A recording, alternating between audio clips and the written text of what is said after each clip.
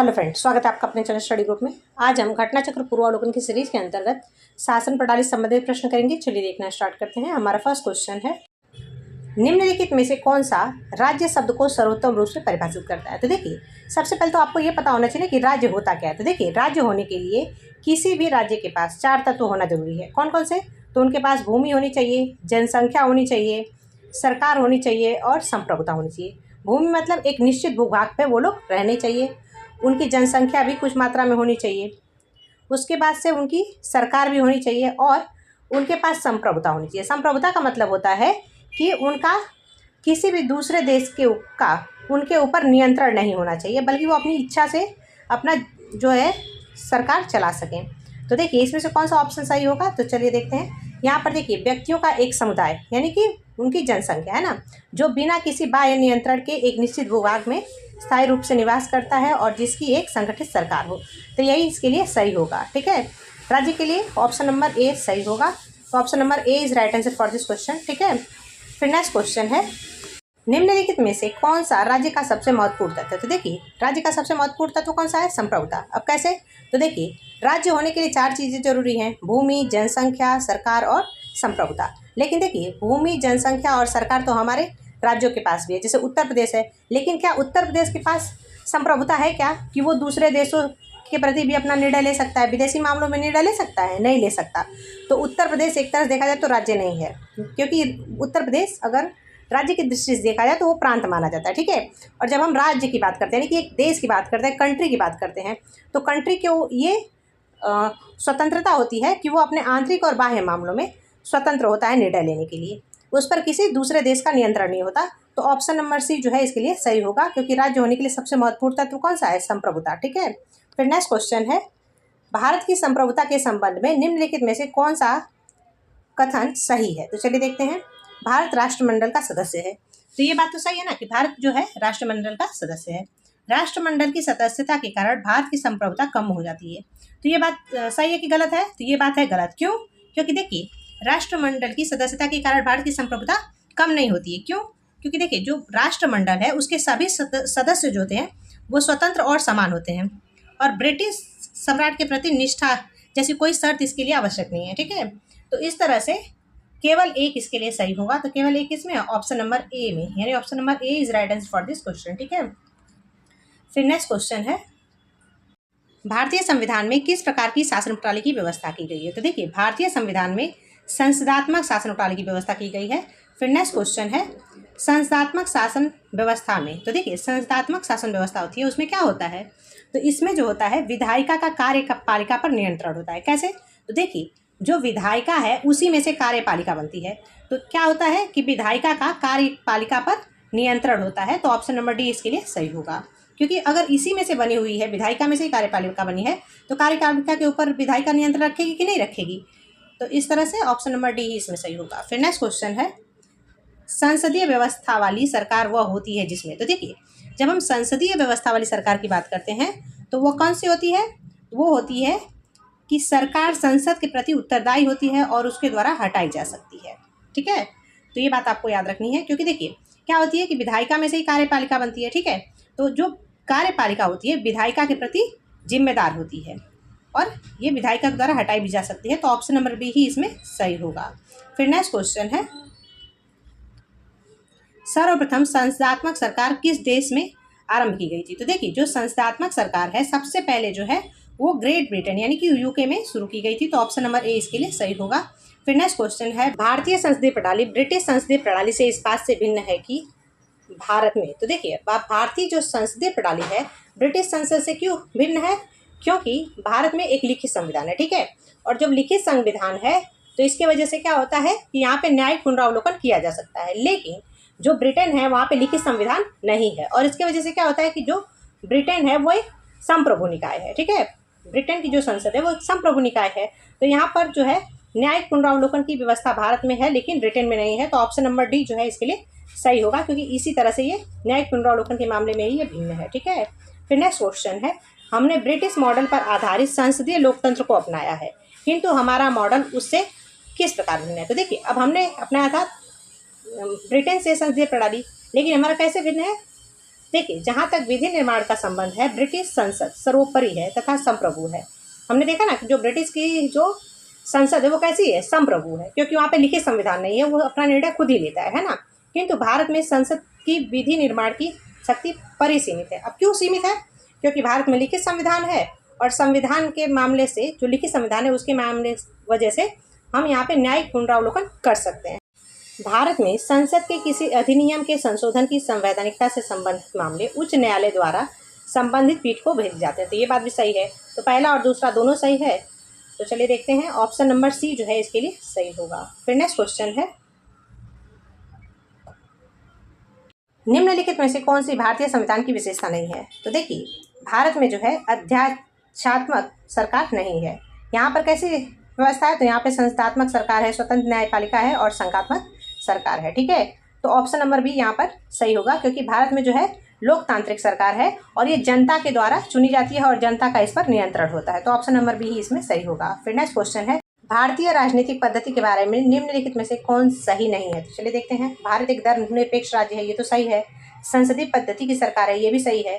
संघीय नीति भी है, लेकिन राष्ट्रपतीय पद्धति की सरकार नहीं है भारत में। तो ऑप्शन नंबर डी ही इसके लिए सही होगा। फिर नेक्स्ट क्वेश्चन है, भारत में संसदीय प्रणाली की सरकार है, क्योंकि देखिए, भारत में संसदीय प्रणाली की सरकार क्यों है? क्योंकि यहाँ पे मंत्रिपरिषद जो होती है लोकसभा के प्रति उत्तरदायी होती है। तो ऑप्शन नंबर डी जो है इसमें सही होगा। ठीक है, फिर नेक्स्ट क्वेश्चन है, संसदीय स्वरूप के शासन का प्रमुख लाभ यह है कि, अब देखिए, संसदीय स्वरूप के शासन का प्रमुख लाभ क्या होता है? तो देखिए, इसका लाभ ये होता है कि जो कार्यपालिका है विधानमंडल के प्रति उत्तरदायी बनी रहती है। क्यों? क्योंकि जो कार्यपालिका है वो विधायिका में से बनती है। मान लीजिए ये विधायिका है और विधायिका के अंदर से कार्यपालिका बन रही है, तो ये क्या होगी? कार्यपालिका जो है विधायिका के प्रति उत्तरदायी होगी। तो ऑप्शन नंबर सी इसके लिए सही होगा। फिर नेक्स्ट क्वेश्चन है, भारत के संदर्भ में संसदीय शासन प्रणाली में निम्नलिखित में से कौन से सिद्धांत संस्थागत रूप से निहित हैं? तो देखिए, मंत्रिमंडल के सदस्य संसद के सदस्य होते हैं। तो ये बात तो सही है ना।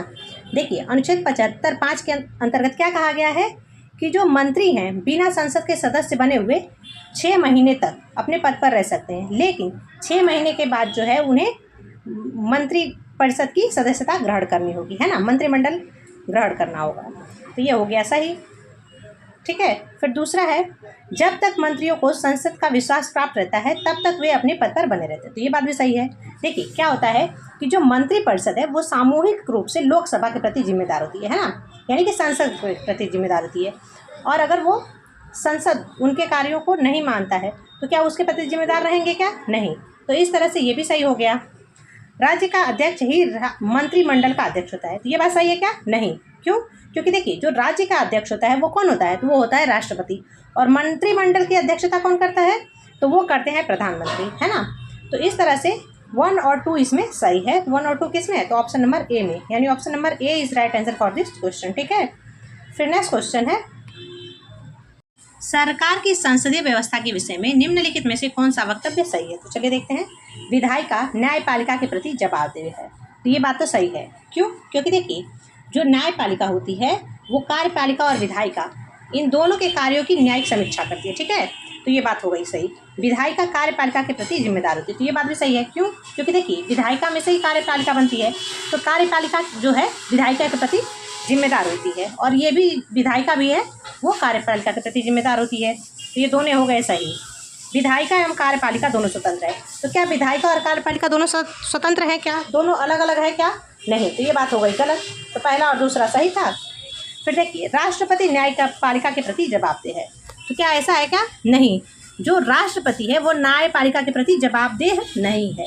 तो इस तरह से उपयुक्त में से एक से अधिक, क्योंकि पहला और दूसरा दोनों सही है, तो इस तरह से ऑप्शन नंबर ई इसमें सही होगा। तो option number E is right answer for this question. फिर नेक्स्ट क्वेश्चन है, निम्नलिखित कथनों में से उस एक को चुनिए जो मंत्रिमंडल स्वरूप की सरकार की अंतर्निहित सिद्धांत को अभिव्यक्त करता है। तो देखिए, अब मंत्रिमंडल स्वरूप की सरकार को कौन अंतर्निहित करता है? तो यहाँ पर देखिए, ये जो है सरकार के लिए जनता के प्रति सामूहिक उत्तरदायित्व को सुनिश्चित करने के लिए संसदीय लोकतंत्र की एक क्रियाविधि। तो ऑप्शन नंबर सी इसमें सही होगा। क्यों?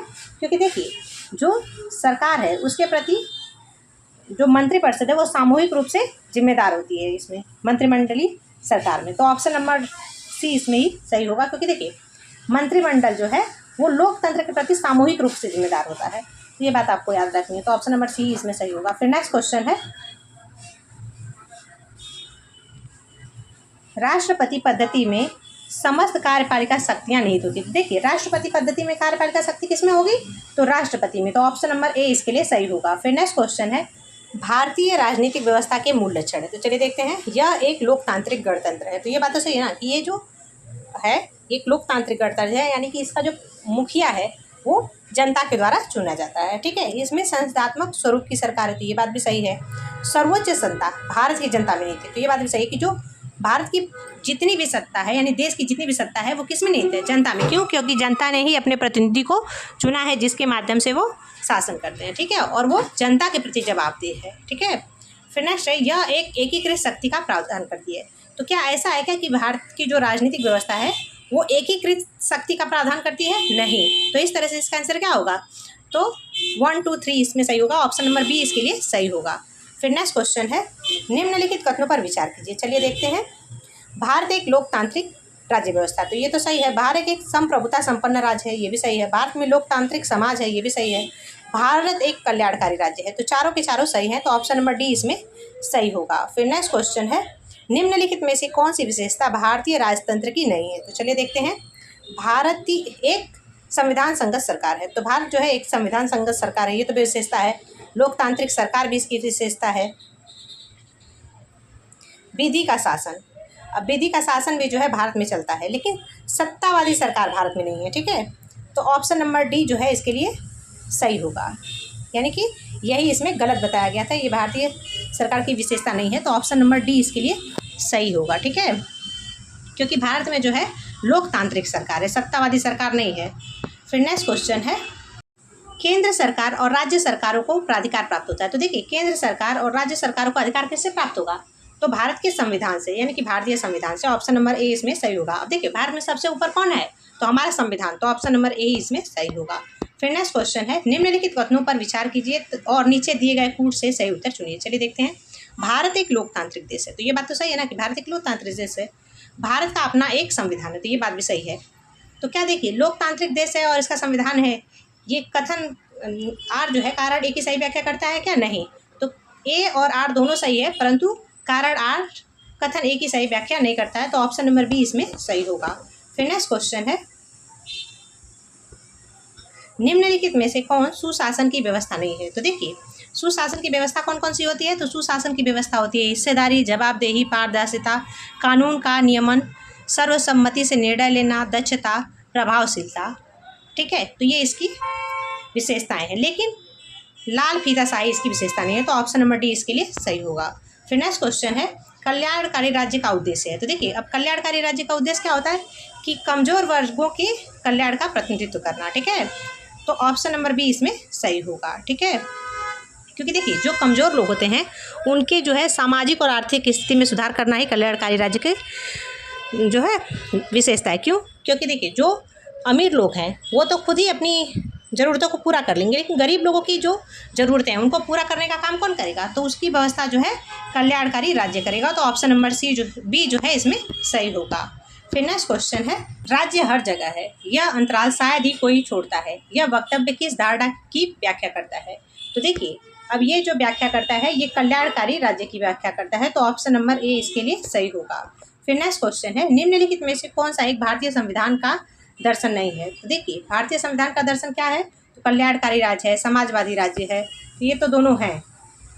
ठीक है, फिर राजनीतिक समानता भी इसमें है, लेकिन साम्यवादी राज्य इसमें इसकी विशेषता नहीं है, तो ऑप्शन नंबर डी इसके लिए सही होगा। ठीक है, फिर नेक्स्ट क्वेश्चन है, निम्नलिखित कथनों में से कौन सा सही है। तो चलिए देखते हैं, भारतीय संविधान अध्यात्मक है, अध्यात्मक है या लोकतांत्रिक है, तो लोकतांत्रिक है, तो ये बात हो गई गलत। भारत एक नाम मात्र का राजतंत्र है, ये भी गलत है। भारत एक कुलीन तंत्र है, ये भी गलत है। भारत एक संस्थात्मक प्रजातंत्र है, तो ऑप्शन नंबर डी इसके लिए सही होगा, क्योंकि भारत एक संस्थात्मक प्रजातंत्र है। फिर नेक्स्ट क्वेश्चन है, भारत में राजनीतिक सत्ता का प्रमुख स्रोत है। तो भारत में राजनीतिक सत्ता का प्रमुख स्रोत कौन है, जनता। जनता ही अपने प्रतिनिधियों को चुनती है और उन्हीं के द्वारा शासन किया जाता है, तो ऑप्शन नंबर ए ही इसमें सही होगा। फिर नेक्स्ट क्वेश्चन है, निम्नांकित में से कौन सा एक अध्यात्मक शासन प्रणाली का आधारभूत तत्व है। तो देखिए इसमें से जो एकल कार्यपालिका है वो अध्यक्षात्मक शासन प्रणाली का आधारभूत तत्व है। तो ऑप्शन नंबर ए बी इसमें सही होगा। फिर नेक्स्ट क्वेश्चन है, निम्नांकित में से कौन सा सही है? चलिए देखते हैं, अध्यक्षात्मक शासन प्रणाली की विशेषता है। तो देखते हैं, अब अध्यक्षात्मक शासन प्रणाली की विशेषता कौन सी है? तो वो है कार्यकारी का प्रमुख राष्ट्रपति होता है। तो ये बात तो सही है। राष्ट्रपति अपने मंत्रिपरिषद का चयन स्वयं करता है, ये भी सही है। राष्ट्रपति व्यवस्थापिका को भंग नहीं कर सकता, तो ये बात भी सही है। अब देखिए, ऊपर वर्णित सभी के सभी तथ्य जो है सही है, तो ऑप्शन नंबर डी इसके लिए सही होगा। फिर नेक्स्ट क्वेश्चन है, अध्यक्षात्मक यानी कि प्रेसिडेंटियल शासन का उदय सर्वप्रथम किस देश में हुआ था? तो वो हुआ था संयुक्त राज्य अमेरिका में, तो ऑप्शन नंबर डी इसके लिए सही होगा। फिर नेक्स्ट क्वेश्चन है, भारत में प्रजातंत्र इस तथ्य पर आधारित है कि? अब देखिए, भारत में प्रजातंत्र किस तथ्य पर आधारित है? तो जनता को सरकारों को चुनने तथा बदलने का अधिकार प्राप्त है, तो ऑप्शन नंबर सी इसमें सही होगा। ठीक है। फिर नेक्स्ट क्वेश्चन है, लोकतंत्र का उत्कृष्ट गुण यह है कि वह क्रियाशील बनाता है। अब देखिए, लोकतंत्र किसको क्रियाशील बनाता है? तो लोकतंत्र जो है वो साधारण पुरुषों और महिलाओं की बुद्धि और चरित्र को क्रियाशील बनाता है। कैसे? तो इसमें क्या होता है कि जो नागरिक हैं एक दूसरे से बात करते हैं, एक दूसरे से कुछ नहीं तो कुछ सीखते हैं और इससे अपनी बुद्धि का विकास करते हैं, तो ऑप्शन नंबर ए इसमें सही होगा। फिर नेक्स्ट क्वेश्चन है, भारत एक गणतंत्र है, इसका अर्थ है? तो देखिए, भारत गणतंत्र है, इसका अर्थ क्या है? तो भारत में वंशानुगत शासन नहीं है, यानी कि यहाँ का जो अध्यक्ष है वो जनता के द्वारा चुनाव करके जो है चुना जाता है, तो ऑप्शन नंबर सी इसमें सही होगा। फिर नेक्स्ट क्वेश्चन है, भारत एक गणतंत्र है, तो गणतंत्र है इसका क्या मतलब है? कि यहाँ पर जो है राष्ट्र का अध्यक्ष निर्वाचित होता है ना, यहाँ पर जनता के द्वारा चुना जाता है, तो ऑप्शन नंबर ए इसके लिए सही होगा। फिर नेक्स्ट क्वेश्चन है, निम्नलिखित में से किनसे भी निर्धारित होता है कि भारत का संविधान परिसंघीय है? तो देखिए, ये किससे निर्धारित होता है? तो केंद्र और राज्यों के बीच शक्तियों का विवरण से, तो ऑप्शन नंबर डी इसके लिए सही होगा। फिर नेक्स्ट क्वेश्चन है, भारतीय संविधान कैसा है? तो देखिए, भारत का जो संविधान है वो अंशतः कठोर है और अंशतः लचीला है, यानी कि कुछ मात्रा में कठोर है और कुछ मात्रा में लचीला है, तो ऑप्शन नंबर डी इसके लिए सही होगा। फिर नेक्स्ट क्वेश्चन है, भारत की संसदीय शासन प्रणाली और ब्रिटेन की संसदीय शासन प्रणाली में अंतर का बिंदु निम्नलिखित में से कौन सा है? तो देखिए, अब इसमें से अंतर क्या है? तो यहाँ पर न्यायिक समीक्षा जो है वो भारतीय और ब्रिटेन की शासन प्रणाली में अंतर है। कैसे? तो देखिए, भारत का जो संविधान है वो एक लिखित संविधान है ना, और लिखित संविधान की वजह से क्या होता है कि न्यायिक पुनरावलोकन इसका किया जा सकता है। लेकिन जो ब्रिटेन की संसद है वो कैसी है? तो वो एक संप्रभु निकाय है, क्योंकि यहाँ पे लिखित संविधान नहीं है, तो जो वहाँ की सरकार बोलेगी वही जनता को मानना पड़ेगा, इसके लिए वो कोर्ट में नहीं जा सकते। तो इस तरह से ऑप्शन नंबर बी इसके लिए सही होगा।